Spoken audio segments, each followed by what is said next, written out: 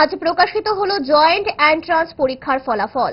আগরতলায় joint entrance বোর্ডের কার্যালয়ে ফলাফল প্রকাশ করা হয়েছে। ফলাফলে দেখা গেছে পিসিএম এবং পিসিবি দুটি গ্রুপে 3 জন করে টপার হয়েছেন। পিসিএম গ্রুপে 3 জন টপারের মধ্যে প্রথম স্থান অধিকার করেছেন অর্ঘ্যজ্যোতি সাহা, তার স্কোর 191। দ্বিতীয় স্থানে অনিমেষ সরকার, তার স্কোর 171 এবং তৃতীয় স্থানে রয়েছেন আকাশ চৌধুরী, তার স্কোর 175। অপরদিকে পিসিবি গ্রুপে প্রথম স্থান দখল করে নিয়েছেন বৈভব রায়, তার স্কোর 299। দ্বিতীয় স্থানে রয়েছেন আকাশ চৌধুরী, তার স্কোর 282। তৃতীয় স্থানে রয়েছেন অর্ণব মিত্র, তার স্কোর 278। আজ ফলাফল ঘোষণা করে ত্রিপুরা জয়েন্ট এন্ট্রান্স বোর্ডের চেয়ারম্যান ডক্টর শুভদীপ পাল জানিয়েছেন, আমি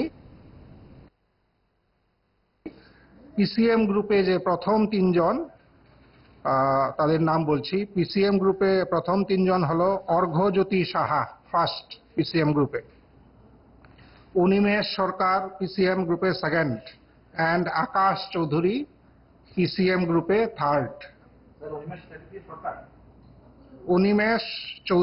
অনিমেষ সরকার, আকাশ চৌধুরী, অনিমেষ সরকার সেকেন্ড, আকাশ চৌধুরী থার্ড।